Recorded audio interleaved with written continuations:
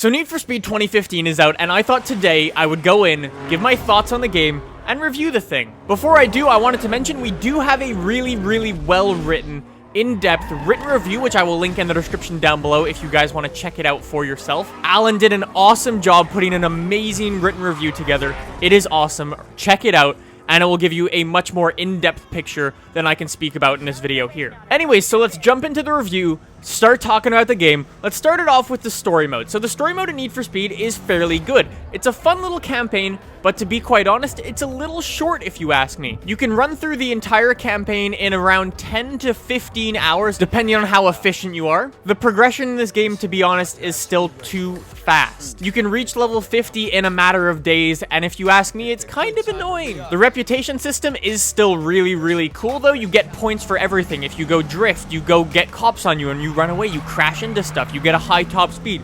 You get points for everything, and it's really rewarding and really quite enjoyable. So to be quite honest, the story mode, although fun, is quite short, and I would like to see no level cap whatsoever, like sort of the way Forza does. Once you reach your gold wristband, you can keep on going and keep progressing through the levels like that. Although you don't necessarily earn anything, you can sort of see who's put in the most amount of time, really. So Need for Speed 2015 is shipping with 51 cars, and when compared with Forza Horizon 2, it's kind of weak. Although I'm sure everyone will be able to find a car that they like a lot, the car list is still a little small if you ask me. That's not really where this game shines though. The game shines is when you jump into each one of these cars and you start customizing them. The customization on some of these cars is absolutely amazing. You can go in, get so many body kits for these cars, so many front bumpers, so many wings, so many exhausts. It's unbelievable. Although some cars, for instance, the Ferrari F40, is just terrible.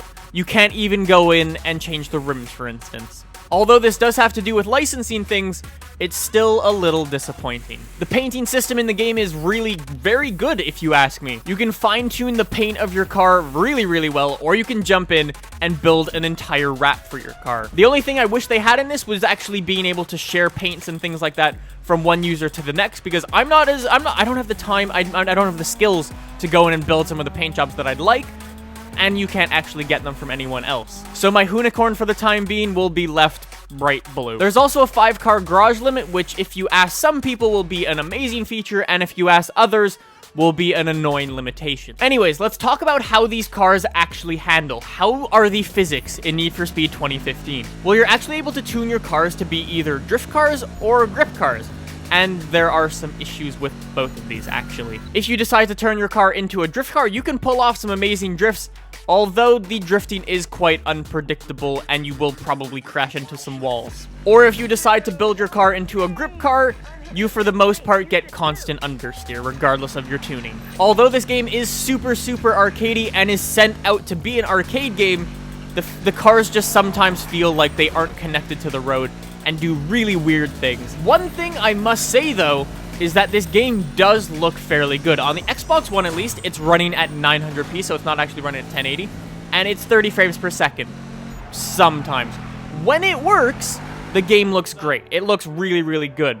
Although, at least for right now when I'm doing this review, there are so many dropped frames when you're playing the game. So many times the game will just stutter and freeze up and drop a bunch of frames. I will mention when I did play on the PS4 version of the game, I didn't experience any dropped frames whatsoever, basically, so that might be something that might have changed. I don't know, I don't have a PS4, but hey, dropped frames are a thing, at least on the Xbox One version, and it is very annoying. One thing that I would like to see implemented with the graphics is a actually day cycle. Right now the game goes from dusk until dawn, basically, which is basically all night, and the game's constantly dark for the most part.